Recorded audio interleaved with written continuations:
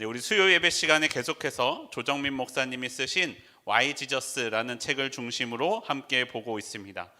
지난주에는 이해랑 전도사님의 설교를 통해서 죄, 그리고 죄를 깨닫게 해주시고 해결해 주시는 십자가에 대하여 함께 보았습니다. 그리고 이번 주의 주제는요, 은혜입니다. 은혜. 요즘도 계속해서 우리 성도님들 많이 부르고 계시는 찬양 있지 않습니까?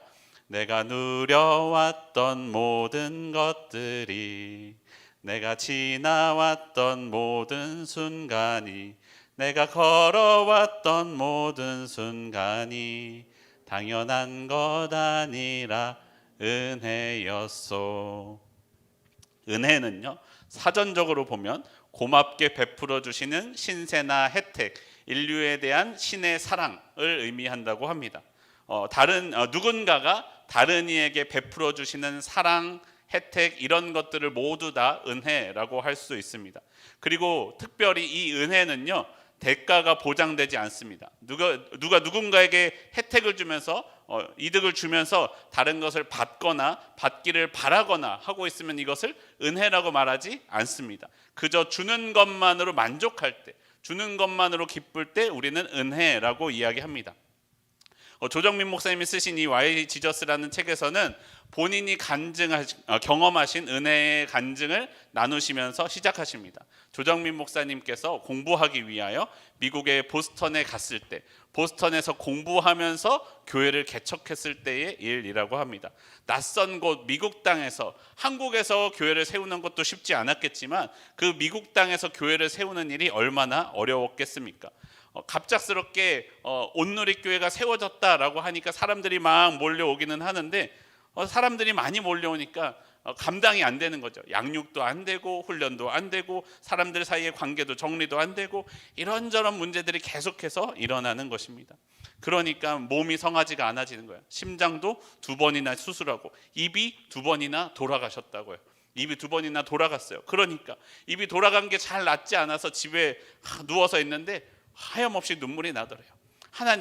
하나님이 보내서 공부하러 왔고 하나님이 보내서 교회를 세우러 왔는데 왜 이런 일들이 일어납니까? 이것이 정말 하나님의 부르심이 맞습니까? 라고 생각하고 있는데, 그렇게 눈물이 점점 흐르고 있는데 갑자기 그 상황에서 추어탕이 먹고 싶었다고 해요. 뜬금없이 그냥 추어탕이 먹고 싶은 거예요. 그런 생각이 떠올랐는데 이걸 하나님께 기도해야 돼요, 말아야 돼요? 전도사 체면에 먹고 싶은 거 하나님께 구하는 게 왠지 부끄러운 거예요. 그리고 기도도 하지 않고 추어탕이 왜 이렇게 먹고 싶을까 하는 생각만 속으로 삼켰다고 합니다. 근데 목사님이 계셨던 그 보스턴은요, 눈이 한번 오기 시작하면 50cm, 70cm씩 온대요. 눈이 한번 왔다 하면 문을 열 수도 없을 정도로 눈이 온다고 합니다. 차를 찾기도 어려워요. 차를 타고 나가려고 차에 쌓인 눈을 열심히 치우고 봤는데 내 차가 아니야. 내 차가 아니고 내 차는 하나 뒤에 있었어. 그럼 다시 내 차의 눈을 열심히 치우고 해야만 차를 타고 나갈 수 있는 그런 겨울이었어요.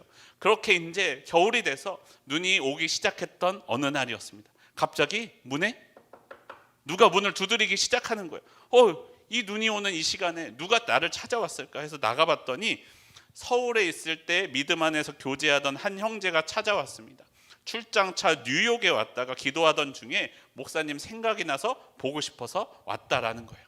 그 형제의 손에 뭐가 들려 있었을까요? 추어탕이었어요. 함께 서울에 있을 때 함께 목사님과 맛있게 먹었던 것이 기억나서 그 집에 가서, 그 맛집에 가서 냉동해와서, 냉동으로 비행기를 타고 뉴욕까지 와서, 뉴욕에서 보스턴까지, 원래 비행기 타고 오면 금방 오는데 비행기가 결항이 됐어요. 운전을 5시간을 운전해서 목사님을 보려고 추어탕을 들고 그곳까지 온 거예요. 그리고 출장 일정 때문에 목사님 얼굴 보고 차 한잔 마시고 다시 5시간을 운전해서 그냥 돌아갔다고 합니다. 여러분, 이것이 은혜다라는 거예요. 그 형제에게 목사님이 아무것도 해준 것이 없었어요. 단지 그냥 교회에서 만났었고 가끔 묵상을 나누고 가끔 기도했던 사이였을 뿐이에요. 그런데 이렇게 만난 감격은 목사님으로 하여금 이것이 은혜구나라는 것을 생각하게 하셨다고 합니다. 하나님께서 목사님에게 야 정민아, 이게 은혜야 라고 보여주시는 것만 같았다고 합니다. 여러분, 그런데요, 우리는 은혜라고 말할 때 은혜라는 말을 잘못 사용하기도 합니다. 우리가 흔히 예배 시간에 설교를 듣고 나서 이렇게 말하죠. 은혜 받았습니다. 그리고 어떤 설교를 듣고 나서 오늘 설교는 도무지 은혜가 되지 않아 라고 이야기하기도 한다라는 거예요. 그럼 여러분, 우리가 그 은혜를 평가할 때, 그 은혜를 판단할 때 판단의 기준은 누구예요? 나죠. 내가 은혜 받았다, 내 마음에 흡족했고 내가 좀 들을만 했고 내게 잘 들렸다, 그러면 그렇지, 이거는 은혜가 있는 설교였지. 내가 듣기에 불편하면 이건 좀 은혜가 없는데 라고 생각한다는 거예요. 오늘 이야기하려는 은혜는 그런 은혜가 아니에요. 오늘 이야기하는 은혜는 하나님께서 우리에게 베풀어 주시는 은혜다라는 것을 말씀드리려고 합니다. 여러분, 우리 모두 하나님의 은혜 받으시기를 소원합니다. 오늘 우리들에게, 그리스도인들에게 은혜가 중요합니다. 은혜가 중요한 이유는 우리가, 저와 여러분이 은혜로 구원을 받았기 때문입니다. 에베소서 2장 8절 말씀 다시 한번 보도록 하겠습니다. 에베소서 2장 8절입니다. 우리 함께 한 목소리로 읽겠습니다. 시작. 너희는 그 은혜에 의하여 믿음으로 말미암아 구원을 받았으니 이것은 너희에게서 난 것이 아니요 하나님의 선물이라. 여러분, 우리는 은혜로 구원을 받았습니다. 우리에게 은혜를 베푸시는 것이 하나님의 뜻입니다. 우리는 믿음으로 구원을 받는다고 고백하지 않습니까? 그런데 본문에서 보시는 것과 같이 믿음은요, 하나님과의 특별한 연결이라는 것입니다. 특별한 연결이고 하나님의 은혜가 우리에게 흘러오는 은혜의 통로입니다. 믿음이 구원을 이루어주는 것이 아니라는 거예요. 믿음이 구원을 이루어 주시는 것이 아니라 은혜로 베풀어 주시는 하나님의 구원을 믿음으로 받는 것이다 라는 것을 기억해야 됩니다. 구원의 핵심은 우리에게 구원을 베풀어 주시는 하나님께 있다라는 것입니다. 여러분, 내가요 아무리 믿음이 좋아도요 그 믿음의 대상에게 구원의 능력이 없으면 어떻게 됩니까? 나를 구원할 수가 없다는 거예요. 우리 하나님은 구원의 능력이 있으신 분이다라는 것입니다. 그리고 또 내가 믿는 그 대상이 나에게 구원을 줘야 돼요. 구원을 갖고 있으면서도 주지 않으면 내가 구원을 받을 수가 없는 것이죠. 삼성 이건희 회장에게 많은 돈이 있지 않습니까? 당신 돈이 많으니까 나한테 20억만 주십시오. 줘요, 안 줘요? 안 줘요. 그에게 돈이 없어요? 있어요. 있는데 내가 나는 줄 거야 아무리 믿어도 그가 내게 주지 않으면 내 믿음은 소용이 있습니까? 없습니까? 없다는 거예요. 우리의 믿음이 능력을 발휘하는 것은 구원의 능력이 있으신 하나님이 우리에게 구원을 베풀어 주실 때 그것을 믿음으로 받을 수 있고 그제서야 믿음이 힘을, 능력을 발휘하게 된다라는 것입니다. 믿음은 믿음의 대상이신 하나님과 믿음으로 연결될 때에만 그 구원을 받을 능력이 된다라고 우리에게 말씀합니다. 그렇기 때문에 여러분, 구원은요 은혜 사건이에요. 구원은 은혜 사건입니다. 은혜는 우리 신앙의 본질이다라고 말씀드릴 수 있습니다. 그렇게 구원의 은혜를 베풀어 주시는 것이 우리를 향하신 하나님의 본래적인 뜻입니다. 이스라엘 백성은요 하나님의 은혜를 받았습니다. 이스라엘 백성이 애굽에서, 이집트에서 노예 생활을 하고 있었습니다. 오랫동안 노예로 살던 이스라엘에게 하나님께서 은혜를 베풀어 주셨습니다. 그들을 건져내사 애굽을 탈출하게 해주셨죠. 그렇게 오랫동안을 종으로 살던, 종의 삶이 익숙해 있던 이스라엘을 하나님의 백성으로 변화시키는, 훈련시키는 방법이 바로 이스라엘 사람들에게 은혜를 베풀어 주시는 것이었습니다. 은혜의 훈련을 하는 것이었습니다. 하나님은 광야에서 매일매일 이스라엘 사람들에게 만나를 허락하셨습니다. 그리고 안식일 전날에는 딱 이틀분의 2일분의 만나를 허락하셨습니다. 내가 거두어 드리는 것이 그보다도 넘쳐서도 안 되고 그보다 모자라서도 안 되도록 딱 적당하게 베풀어 주셨다라는 것이죠. 그리고 광야에서 불기둥과 구름기둥으로 이스라엘 사람들을 인도하시면서 하나님의 은혜를 받는, 은혜로 인도함을 받는 것을 훈련시키셨습니다. 그런데 그렇게 은혜로 살아가는 삶을, 하나님의 은혜로 살아가는 그들의 신앙생활을 종교생활로 변질시키는 이들이 있었다라는 것이에요. 하나님과 사람들 사이에서 자신들의 이권을 만들고 자신들의 욕심을 채우려는 사람들이 생겨났다는 거예요.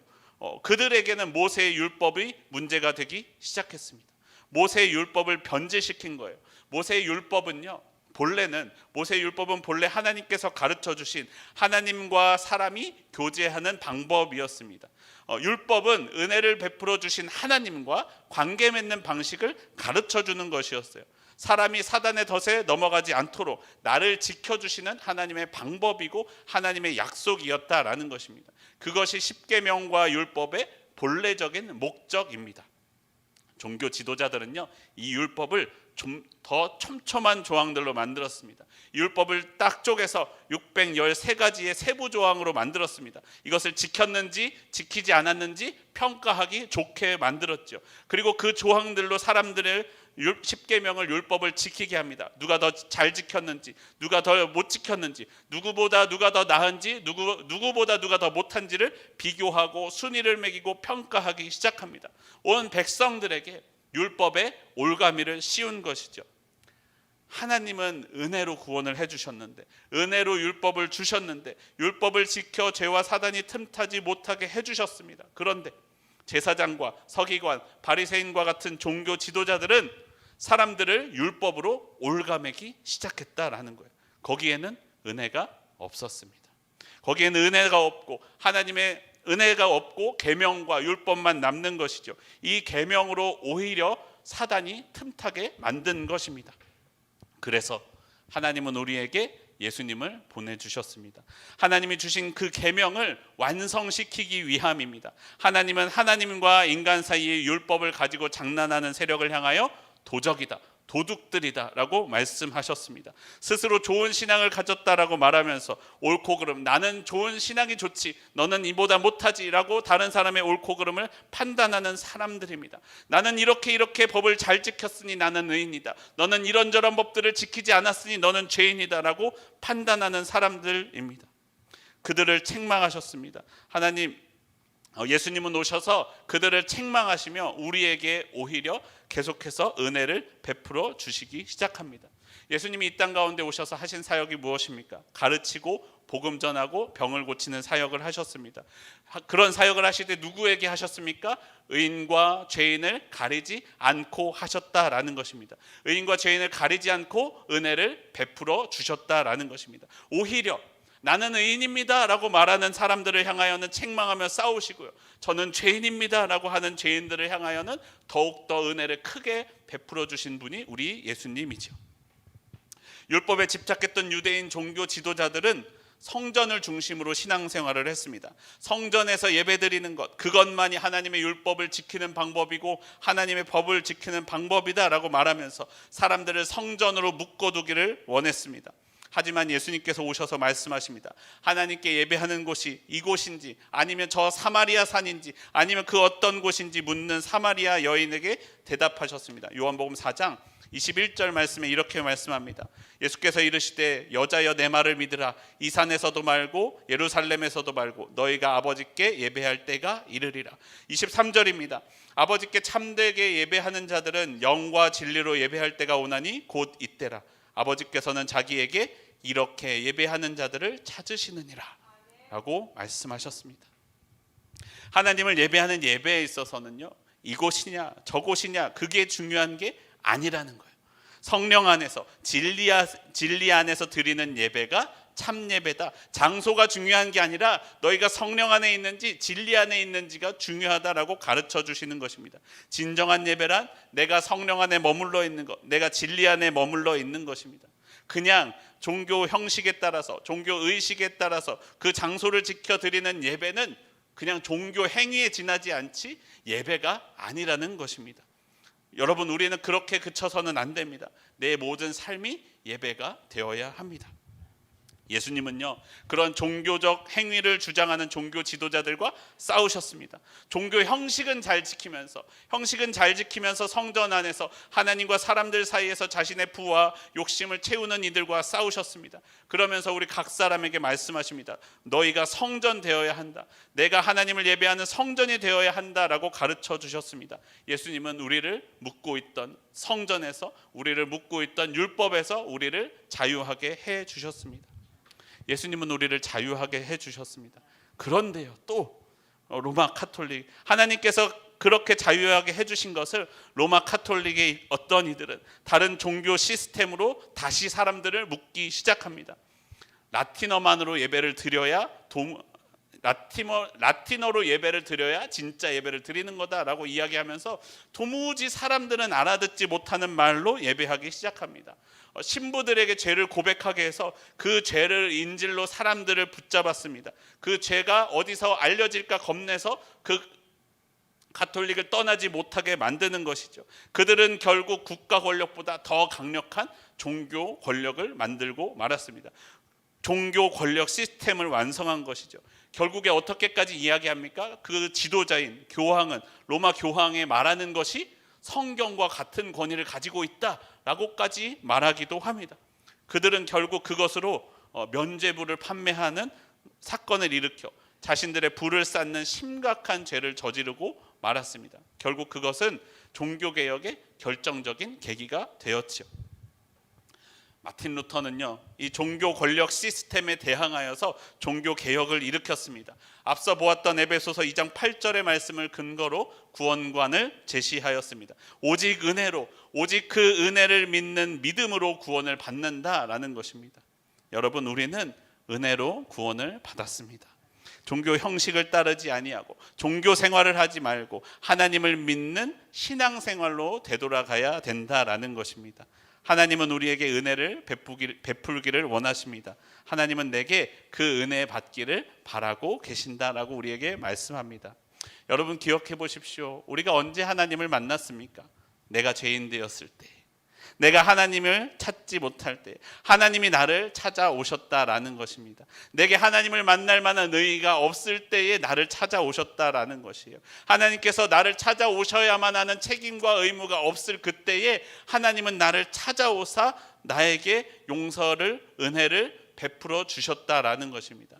여러분, 하나님은 우리에게 하나님의 법을 가르쳐 주셔야 돼요? 가르쳐 주지 않아도 돼요? 하나님에게는 가르쳐 줘야만 하는 의무가 있지는 않았어요. 하나님이 그러한 우리에게 하나님의 법을 가르쳐 주시지도 않고 심판만 한들 누가 하나님께 아느냐 어떻게 하나님 심판만 합니까? 라고 항변할 수 있겠어요. 그런데 하나님은 우리에게 찾아오셔서 하나님의 법을 가르쳐 주시고 그 법의 심판에서 피할 수 있게 해 주셨습니다. 하나님과 교제할 수 있게 해 주신 것이죠.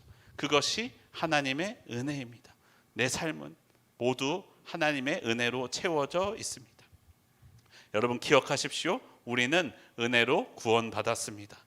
은혜로 구원받았다는 것이 무엇입니까? 구원에 있어서 나의 공로도 없고 내가 자랑할 것도 없고 비교할 것도 없다라는 것이에요. 구원은 서로 비교하고 경쟁하고 자랑하는 것이 아니라는 것이에요. 구원에 있어서는 오직 하나님만 바라보아야 된다라는 것입니다. 구원의 경험을 통해 은혜를 베풀어 주신 하나님만 바라보게 하는 것, 그것이 우리에게 베풀어 주신 구원이다라고 말씀합니다. 구원의 은혜다라고 말씀합니다. 사랑하는 성도 여러분, 우리가 그러니까요 자유할 수 있는 거예요.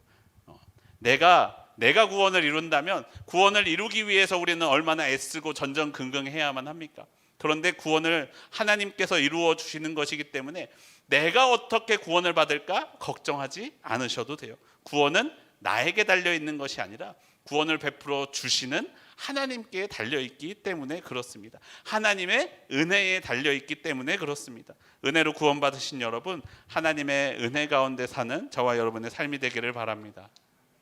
은혜를 베푸는 사람은 그 은혜에 대한 대가를 갚을 것을 바라지는 않는 것이 은혜라고 말씀드렸습니다. 그런데요, 대가를 바라지 않는다고 은혜를 받는 대상에게 아무것도 바라지 않는 것은 또 아니에요. 무언가 기대하는 바가 있죠. 우리 교회도 많은 분들이 하고 계시지만요, 저도 어려운 지역에 있는 아동에게 대가를 바라지 않고 후원해주는 아동이 하나 있습니다. 그렇게 아이에게 얼마씩, 한 달에 얼마씩을 보내고 있습니다. 그런데 한 인터넷 게시판에서 이런 글이 올라왔어요. 2년 동안 소말리아에 있는 한 아이를 후원했는데 그 아이가 자라서 해적이 되었다는 거예요.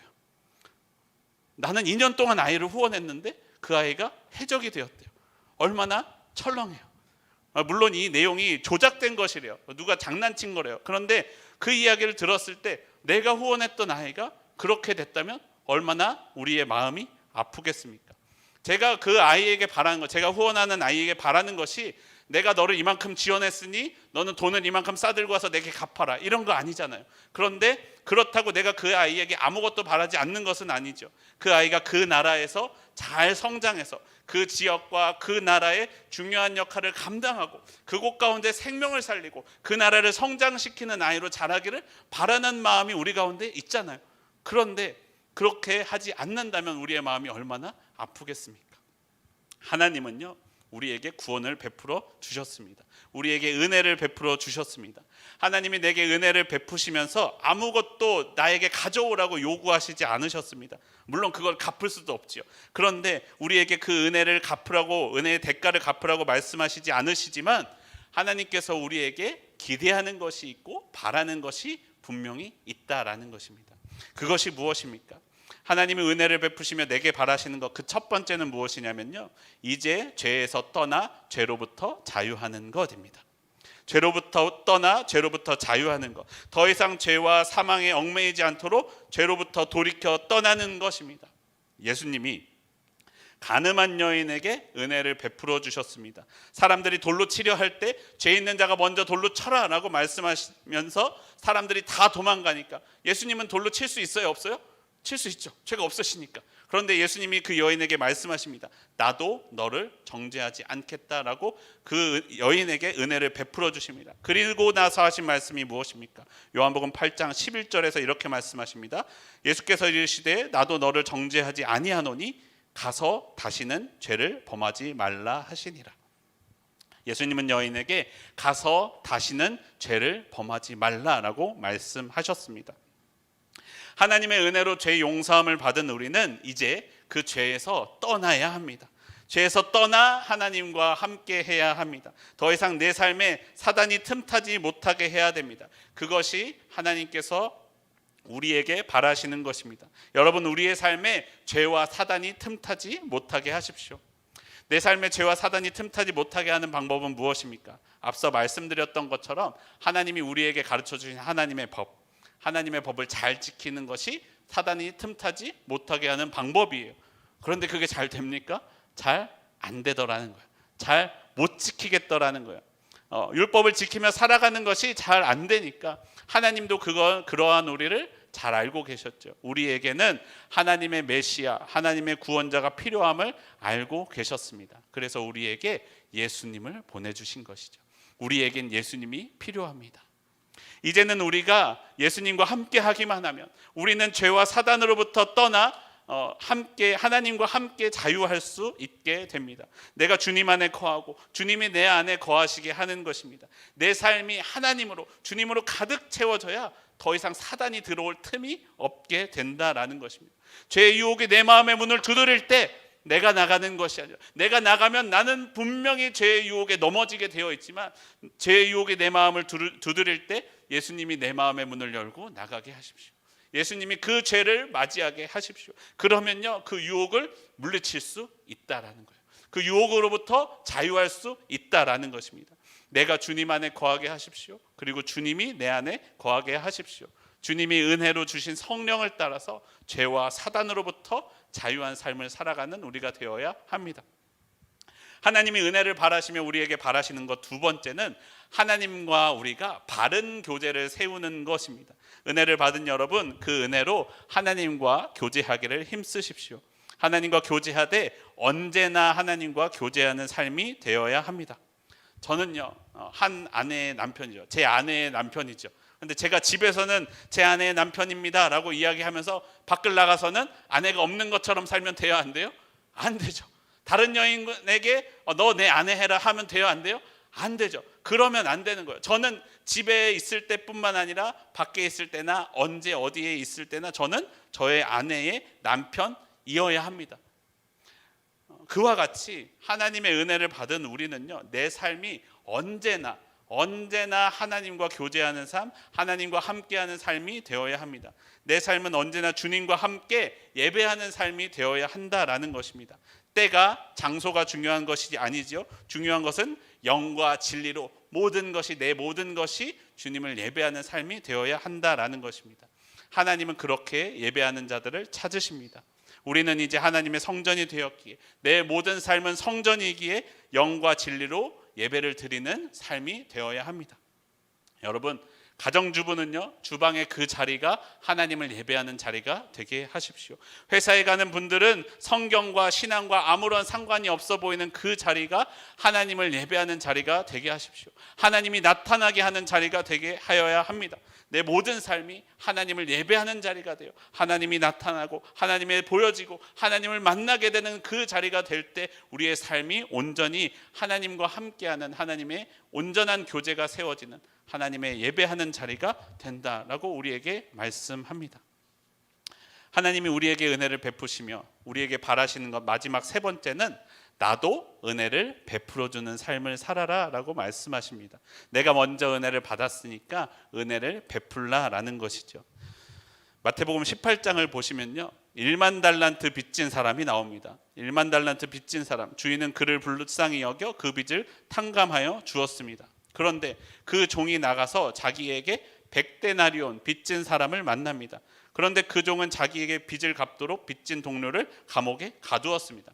여러분, 한 달란트가요 6천 데나리온이에요. 1만 달란트는 얼마예요? 6천만 데나리온이죠. 그러면 6천만 데나리온 빚을 탕감받은 사람이 100데나리온 빚을 용서해주지 못하고 혼쭐 내주고 감옥에 가두었다라는 거예요. 그러니까 주인이 다시 그를 부릅니다. 그를 다시 불러 이야기합니다. 마태복음 18장 32절과 33절에 이렇게 말씀합니다. 이에 주인이 그를 불러다가 말하되 악한 종아, 네가 빌기에 내가 네 빚을 전부 탕감하여 주었거늘 내가 너를 불쌍히 여김과 같이 너도 내 동료를 불쌍히 여김이 마땅하지 아니하냐 하고 은혜를 받고도 그 은혜를 흘려보내지 못했던 그 종은 결국 주인에 의하여 감옥에 갇히게 되었다라고 말씀합니다. 그런데 여러분, 이 이야기가 어디에 나오는지 아십니까? 이 이야기를 언제 하셨는지 아십니까? 마태복음 요 앞에 본문 18장 21절과 22절을 보시면 우리가 잘 알고 있는 질문과 대답이 나옵니다. 베드로가 예수님께 나와 질문합니다. 마태복음 18장 21절과 22절입니다. 그때 베드로가 나와 이르되 주여, 형제가 내게 죄를 범하면 몇 번이나 용서하여 주리이까? 7번까지 하오리이까? 예수께서 이르시되 내게 이르노니 7번뿐 아니라 7번을 70번까지라도 할지니라. 예수님의 말씀입니다. 여러분, 저는 이 본문을 읽을 때요 이렇게 생각했어요. 나한테 하나님 7번씩 70번이라뇨. 어떻게 사람이 490번을 용서합니까? 하나님 제게 너무 하시는 거 아닙니까? 라고 생각하시지 않으셨어요? 그러면서 490번 누군가를 용서해 줄 때 한 번, 두 번, 그래 내가 3번 참는다, 4번 참는다, 내가 너를 490번 좀만 더 해봐, 곧 490번 더 찬다, 다 차면 너 가만 안 둘 거야 라는 것이 우리의 마음이라는 것이죠. 하나님이 우리에게 너 490번 용서해 줄게 라고 말씀하셨다고 생각해 보세요. 만약 우리의 삶에 범죄한 것을 내가 몇 번 잘못했더라, 그래 이것 좀 죄 같고 이것 좀 잘못한 것 같고 헤아리기 시작하시죠. 그리고 이렇게 세다 보니까 내가 몇 개쯤 남았을까? 한 100번쯤은 더 용서받을 수 있을 것 같은데, 아니 혹시 내가 빠뜨린 게 있지는 않을까? 그럼 한 50번 제하고 한 50번 정도 남았을까? 전전긍긍하며 살아가는 것이 우리의 삶이라는 거죠. 하나님이 우리에게 누군가를 용서해 주라고 말씀하실 때요, 하나님은 그냥 우리에게 명령하시는 것이 아니라는 거예요. 우리가 잊어버리고 있는 것이 있어요. 하나님은 나에게 벌써 7번씩 70번뿐만 아니라 그렇게 용서해 주시고도 또 용서해 주시고 또 용서해 주시는 분이 우리 하나님이라는 거예요. 사람은요 숫자 헤아리기를 좋아하죠. 사람은 등수 매기기를 좋아하죠. 그런데 하나님의 은혜는 숫자에 있지 않더라는 거예요. 하나님의 은혜는 그렇게 세고 있지 않더라는 거예요. 하나님의 은혜의 관심은 그 사람에게 있더라는 거예요. 하나님의 은혜는 사랑에 있더라는 거예요. 그렇기 때문에 하나님의 횟수는 언제나 무한정이죠. 내가 용서받고 용서받아도 숫자를 헤아려도 그 모든 숫자는 인해 0이 되고 말고 다시 세기 시작하는 것이 우리 하나님의 사랑이시죠. 용서해 주시고 계속해서 먼저 용서해 주셨으면서도 또 용서해 주시고 사랑해 주시는 것, 그것이 우리 하나님입니다. 여러분, 그런데요, 어제 나의 삶은 어땠습니까? 오늘 하루 동안 여러분의 삶은 어땠나요? 나를 용서해 주시고 참아 주시며 은혜를 베풀어 주신 하나님을 닮은 삶이었습니까? 아니면 세상 사람들처럼 내가 받은 것만큼 헤아려서 돌려주고 내가 받았기에 돌려주는, 받은 만큼만 용서하는 삶이었습니까? 하나님의 은혜를 받은 삶은 받은 그 은혜를 베풀면서 살아가는 하나님을 닮은 삶이 되어야 된다라고 우리에게 말씀합니다. 은혜를 받은 여러분, 은혜를 베풀어 주기를 바랍니다. 내 삶이 하나님의 기쁨이 되기를 소원합니다. 하지 않으면 심판이 내릴까? 하지 않으면 구원을 잃어버릴까? 두려워하면서 행하는 삶이 아니라 내게 충분하게 베풀어 주신, 충만하게 채워주시는 하나님의 은혜로, 감사로, 기쁨으로, 사랑으로 살아가는 저와 여러분의 삶이 되기를 바랍니다. 그 은혜를 에너지로 오늘 하나님의 기쁨이 삶이 되는 삶을 살아가는 저와 여러분이 되기를 바랍니다. 내가 주님 안에 거하고 주님이 내 안에 거하게 하심으로써 삶이 죄에서부터 사단으로부터 자유한 삶을 사십시오. 그리고 그 자유함으로 하나님을 예배하는 삶을 사십시오. 그리고 그 은혜를 닮아 나도 은혜를 베풀며 은혜를 흘려보내며 살아가는 은혜의 통로, 축복의 통로된 저와 여러분의 삶이 되기를 소원합니다. 나를 통하여 이 땅 가운데 하나님의 은혜가 풍성하게 차고 넘치게 하는 저와 여러분의 삶이 되기를 소원합니다.